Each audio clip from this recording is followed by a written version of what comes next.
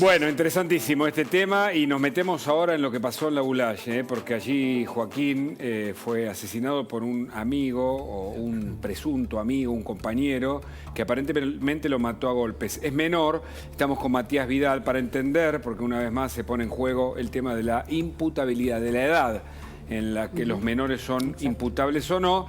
Y Matías nos va a contar qué pasa. Como abogado penalista nos interesa, ¿no? Su mirada. Exacto, exacto. ¿Qué pasa en otros países con este tema? En instantes, aquí en Especial Domingo. Quédate, dale. Ya venimos. Joaquín Asperani, recordemos, un joven de 13 años que fue asesinado. Sí. En principio, la principal hipótesis a partir de su propia confesión es que quien lo asesinó fue nada menos que su mejor amigo, de su misma edad, creo que tiene un año más, nada más, 14. Obviamente, todo esto está siendo investigado. ¿Vos sabés que hay dudas sobre la custodia. confesión? Porque el padre dijo que confesó. Yo no sé si vos tenés esas novedades exactas del expediente, pero hay dudas si confesó en el expediente o lo hizo de algún modo extraoficialmente. Yo tengo acceso, bueno, obviamente a los trascendidos. De todos modos, si una confesión extrajudicial puede ser utilizada en el expediente como prueba, ¿no? Esto siempre se lo digo a mis clientes, a los testigos. Todo lo que vean en los medios puede ser volcado después en el expediente, así que cuidado con eso. Claro, ok. ¿Y qué pasa entonces con la imputabilidad de los menores en la Argentina comparado con otros países? A ver. Bueno, la realidad es que nosotros tenemos uno de los pisos de imputabilidad más altos de la región. Con mínimos de 12 años, estamos hablando casos, por ejemplo, Honduras, México, Costa Rica, incluso Venezuela tiene un mínimo de 12 años. Tenemos otros países con 13, como podría ser Uruguay, países con 14, como podría ser Paraguay. Y bueno, nosotros estamos en los más altos compartiendo el podio con Cuba, 16 años. Incluso en el mundo se repite esta tendencia, 12, 13, 14, incluso llegando a países como el caso de Inglaterra con 10 años como mínimo para la edad de imputabilidad. ¿Y cómo son los indicadores en los países donde la imputabilidad es más baja? Bueno, esto se discutió mucho porque se habla de que no es efectivo combatir el delito mediante la baja. La realidad es que lo que termina siendo una diferencia en materia de política criminal tiene que ver con el coeficiente de aprehensión, es decir, qué tan eficientes son las agencias policiales y qué tan eficiente es la justicia para hacer cumplir la ley. No tanto cuál es el piso, pero en definitiva sí se ha visto correlación entre los niveles más bajos de índice de imputabilidad de menores con justamente una menor tasa de reincidencia y mayor posibilidad de combatir Lo que pasa es que el crimen. eso tiene que estar acompañado claramente igual con un sistema legal. Que, digo, a ver, nuestras cárceles hoy en día, me parece que claramente si hay algo que no hacen es apoyar la reinserción. Bueno, justamente lo que nosotros tenemos que dar acá es una discusión mucho más amplia respecto a cuál es la Claro, yo no sé finalidad si de la estamos pena. listos para dar el debate de bajar la imputabilidad si antes no resolves cómo Ese están es las el tema, cárceles, pero ¿no? sí estaría bueno quizás contextualizar de qué estamos hablando al momento de decir edad de imputabilidad. Porque nuestra ley, así como está redactada hoy en día, lo que hace es presumir sin posibilidad de prueba en contrario que todo menor de 16 años no tiene capacidad de comprender la criminalidad del acto. Sin posibilidad de prueba en contrario. Entonces quizás este es uno de los puntos más O cuestionables. sea, es inocente porque no puede ser considerado culpable porque no tiene la capacidad para comprender su culpabilidad o su acción. Exactamente. Digamos que la ley presume que por ser menor de 16 años no sabe lo que hace.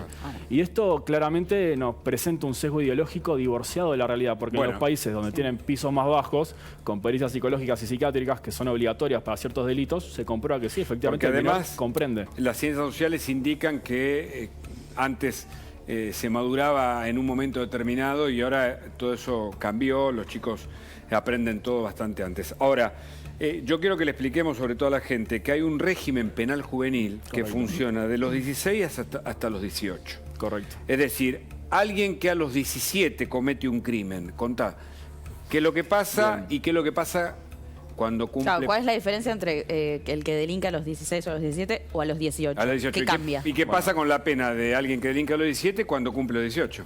Todo cambia, hay una grandísima diferencia. A ver. Para empezar, un mayor de 16, alguien que está entre los 16 y los 18, solo va a poder ser imputable por delitos cuya pena privativa de libertad exceda los 2 años. Por delitos de menos de 2 años, directamente es no pasa punible. nada. Chau. Exacto. Delitos de acción privada, por ejemplo, daños, no punibles. Delitos con pena de multa son no punibles. Vayamos a los crímenes. Entonces, los delitos graves, para mayores de 16 años, lo que establece es lo siguiente. Puede ser imputado, va a ser imputado y tramitando la causa en un juzgado de menores. Y en caso de recaer condena, lo que se va a evaluar es, primero, ¿cumplió con un periodo tutelar de un año? Es decir, no se le puede condenar hasta que no cumpla los 18. Vamos a un caso concreto. 17 años, mata a alguien, recibe una pena de 10 años, 8 a 25, ¿no? ¿Homicidio? Correcto. Recibe una pena.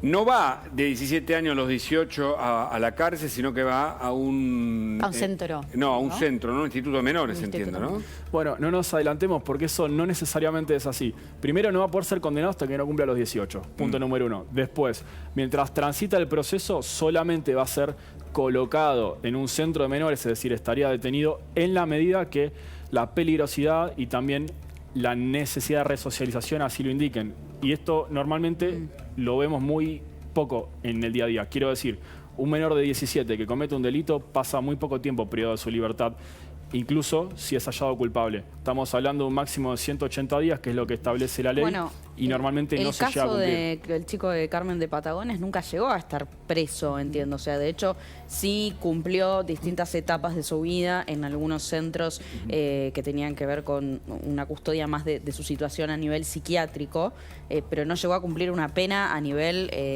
judicial, digamos, ¿no? Obviamente. Y de hecho hoy está libre, o sea, está... Sí, también sí, el caso de Andrés Blaquier, ¿no? Justamente Claro. que se fugó inclusive de estos centros juveniles, que me interesa saber cómo funcionan, ¿no? Porque poco se habla de esto. Está buena la pregunta. En realidad lo que está previsto es que estos centros no pueden ser similares a un penal y tiene varias reglas específicas. Por ejemplo, a un menor de 18 años no se le puede poner esposas. Punto número 1. Punto número 2. Son centros que tienen que ser abiertos. Tienen un régimen abierto, no cerrado. Es decir, no pueden estar en Por calabozos. eso se escapan en general. Bueno. Tienen medidas de seguridad flexibilizadas, es decir, abiertos en el interior, pero la realidad es que las medidas de seguridad en el exterior tampoco acompañan, entonces por eso se terminan escapando. Son centros que están pensados justamente para que el menor tenga contacto con la familia, para que el menor revea su conducta, para que el menor interiorice, se arrepienta en cierta medida de lo que hizo. Está pensado 100% en la resocialización, no tiene ningún componente punitivo, esto desde ya hay que decirlo. Si bien las cárceles per se no lo tienen, en un centro de menores menos, pero ciertamente son regímenes extremadamente abiertos, extremadamente flexibles. Rápidamente se otorgan las prisiones domiciliarias, rápidamente se permiten salidas transitorias, es decir, el centro de menores hoy en día funciona de forma muy laxa. No se parece absolutamente en nada a un penal, más allá de lo que, bueno, podría ser la apariencia externa, O sea, pero nada que ver 17 el años régimen. comete un crimen, no recibe la condena hasta los 18. En ¿Y a ese los lapso... 18 qué pasa? Bueno, ¿Puede ser condenado por algo que hizo siendo menor de edad?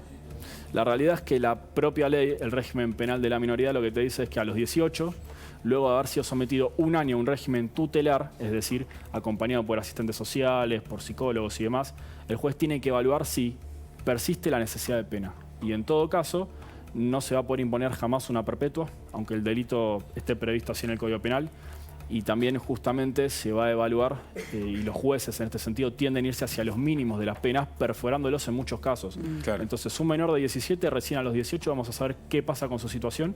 Si el juez lo considera, puede que a los 18 diga, no es necesario acá imponer una condena, señor, se va a su casa. Matías Vidal, muchas gracias por el contacto. Gracias. Un placer.